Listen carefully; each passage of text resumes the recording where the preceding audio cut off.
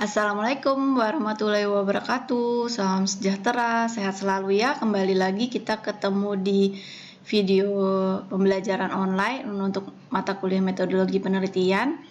Nah, di pertemuan kedua nih kita sampai ke penulisan bab 1. Ya, tujuan pembelajarannya tentu supaya bisa menentukan judul penelitian yang sebelumnya di pertemuan pertama Anda sudah harus mempunyai topik atau tema ya untuk bahan penelitian Anda. Nah, sekarang diusahakan sudah bisa menentukan judul dan struktur untuk pembuatan skripsi sesuai dengan stylenya di STPT Trisakti.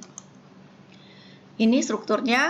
Yang pertama adalah judul penelitian, kemudian ada lembar persetujuan, riwayat hidup, halaman moto, prakarta, daftar isi, tabel, lampiran selayaknya penulisan karya ilmiah ya. Ini saya tidak akan jelaskan yang lembar persetujuan dan segala macam, itu tinggal lihat aja, nanti template-nya ada di perpustakaan.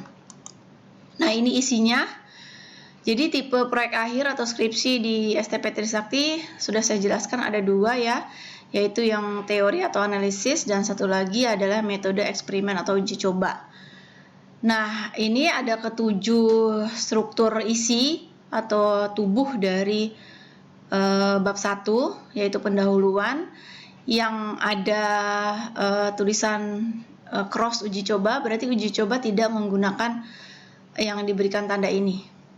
Gitu ya, atau sebaliknya yang ini dipakai uji coba tapi untuk yang teori analisis tidak. Itu ada latar belakang, identifikasi masalah, uji coba nggak pakai identifikasi masalah, pembatasan masalah, uji coba juga nggak pakai pembatasan masalah, perumusan masalah, tujuan penelitian itu digunakan dua-duanya, tempat dan waktu penelitian, teori dan analisis nggak menggunakan. Yang menggunakan adalah uji coba di bab 1 pendahuluan, dan sistematika penelitian hanya dipakai untuk tipe proyek akhir yang teori atau analisis, yang uji coba tidak menggunakan. Judul penelitian adalah kata-kata atau serangkaian kata-kata yang harus mencerminkan isi tulisan atau harus mengandung variabel yang akan diteliti. Variabel itu bisa dikatakan sebagai teori yang digunakan udah terlihat di dalam judul tersebut. Judul penelitian menggambarkan interaksi antara dua variabel atau lebih, baik membedakan atau yaitu berarti pengaruh maupun menghubungkan atau keterkaitan. Namun judul penelitian juga bisa tidak menggambarkan interaksi antara dua variabel, tapi dia berdiri sendiri. Itu berkaitan dengan macam-macam metodologi penelitian. Kalau misalnya Anda masih ingat di pembahasan kita di pertemuan pertama, judul harus spesifik, jelas, ringkas, informatif dan eye catching ya. Jadi menarik untuk diketahui lebih dalam lagi oleh orang yang membaca dari judul tersebut. Menggambarkan substansi atau isi dari tulisan. Jadi pada saat orang membaca judul paling tidak sudah tergambarkan penelitian ini membicarakan apa sih. Tidak perlu diawali dengan kata penelitian, analisis, studi, dan lain-lain kecuali kata tersebut merupakan pokok bahasan. Misalnya tidak perlu disebutkan judulnya analisa ketertarikan wisatawan terhadap tingkat kunjungan, misalnya nggak perlu, langsung aja ketertarikan wisatawan terhadap tingkat kunjungan misalnya. Dimungkinkan ada judul utama dan diikuti dengan penjelasan judul subjudul. Misalnya ini terjadi apabila di objek penelitiannya itu Anda meneliti tentang sesuatu kasus. Jadi Anda mau menunjukkan bahwa subjudul itu adalah merupakan fokus utama dari sekian masalah yang ada di dalam objek penelitian kamu, gitu ya. Jadi ada yang spesifik yang akan kamu kupas atau kamu bahas dalam penelitian itu, makanya itu diberikan di subjudul, ada keterangannya. Oke, struktur isi judul itu harus asli.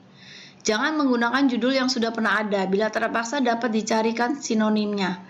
Yang jadi masalah adalah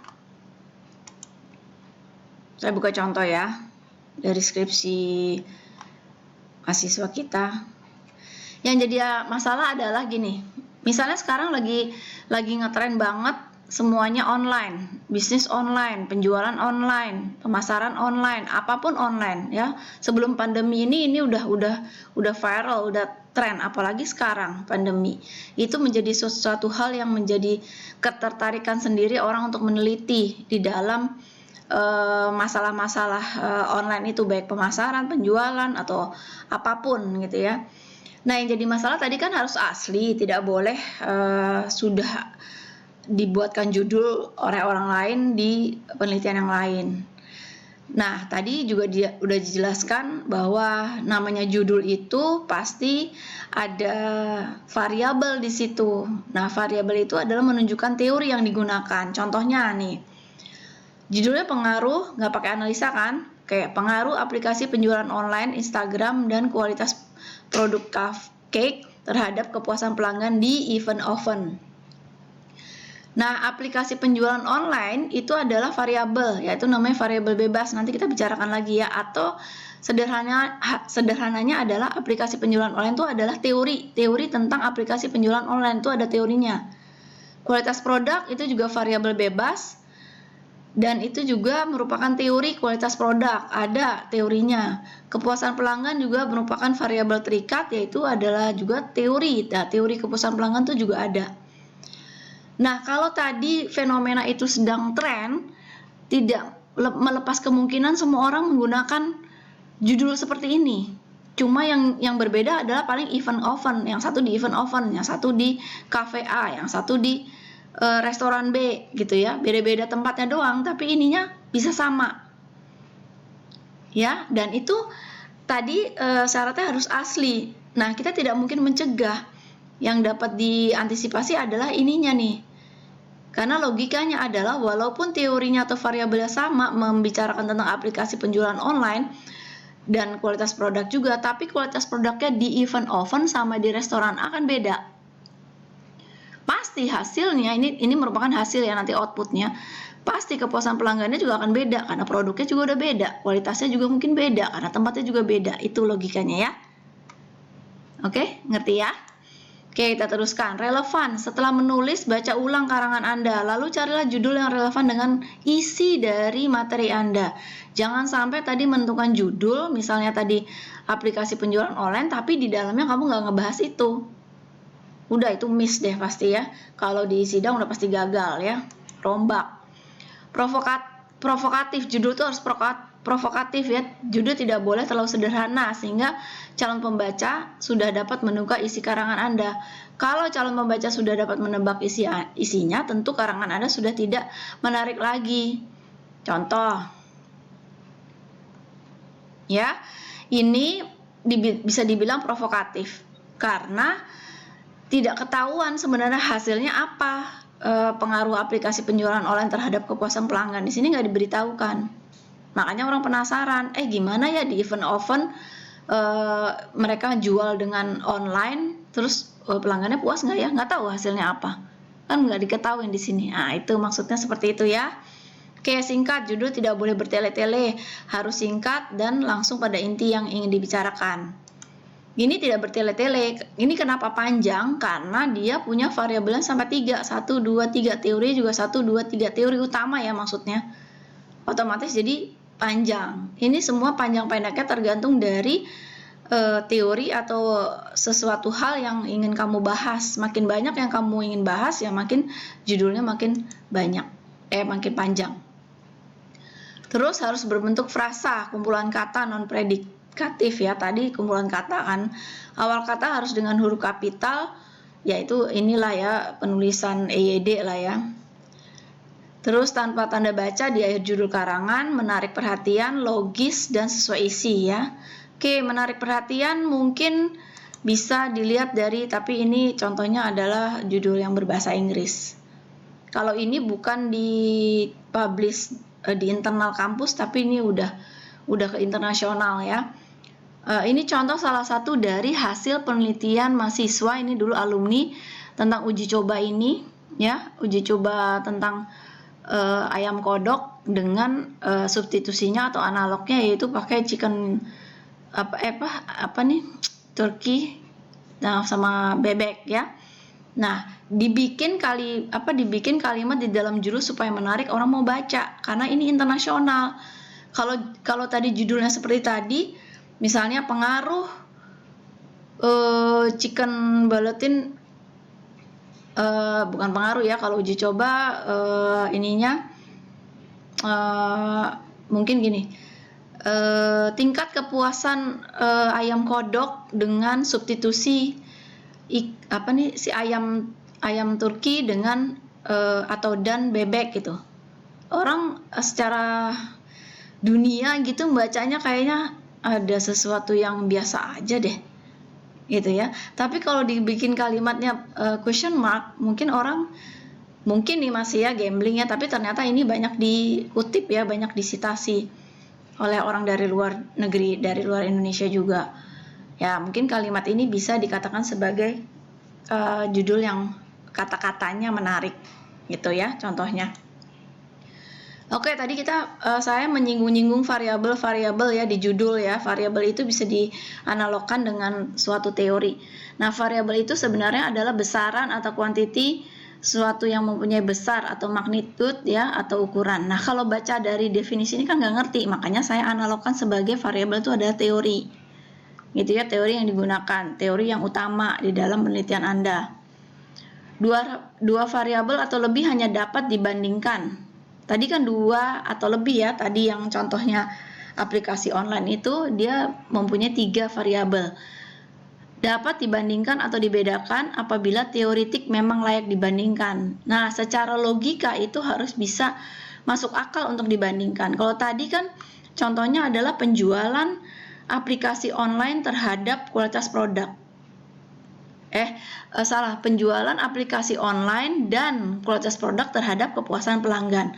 Logikanya adalah, mungkin saya harus buka contohnya biar Anda nggak bingung. Logikanya adalah aplikasi penjualan online bisa nggak sih mempengaruhi kepuasan pelanggan? Kalau secara logika masuk akal, oke, dipakai. Ini bisa dipakai. Terus kualitas produk, masuk akal nggak kalau kita cari pengaruhnya terhadap kepuasan pelanggan? Atau pelanggan tuh bisa puas karena kualitas produknya kah? Atau karena cara menjualnya secara online?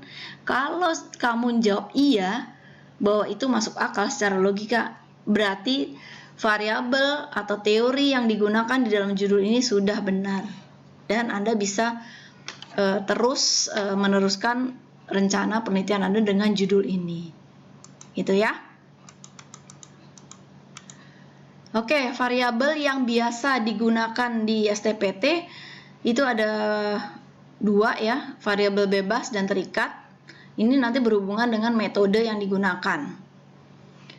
Mungkin saya harus buka ini. Nah, pernah kan di pertemuan sebelumnya kita bicarakan metode-metode atau macam-macam penelitian. Nah, yang sering dipakai adalah deskriptif, terus sama asosiasi, komparatif juga suka dipakai, sama eksperimen. Nah, gitu ya. Ini berhubungan nanti dengan si variabel bebasnya. Kalau maksud tadi pakai deskriptif dan hubungan tadi, maka variabel atau teorinya tuh tadi kayak contohnya judulnya ada 2 atau lebih ya, variabel bebas yaitu variabel yang mempengaruhi variabel lain, variabel terikat yaitu variabel yang dipengaruhi oleh variabel lain. Gitu ya. Oke, nih misalnya ini merupakan ini nggak usah pakai analisis ya. Kualitas pelayanan merupakan variabel bebas, terhadap kepuasan pelanggan merupakan variabel terikat. Kenapa? Karena variabel bebas itu bisa mempengaruhi kepuasan pelanggan. Pelanggan bisa dipuaskan berdasarkan kualitas pelayanannya. Dibolak-balik aja logikanya. Gitu ya. Nah, ini kalau ini untuk eksperimen, judul eksperimen yang 2 ini. Gitu ya untuk judul. Contohnya saya stop dulu, kita beralih ke materi berikutnya, latar belakang di video berikutnya. Sampai jumpa, salam.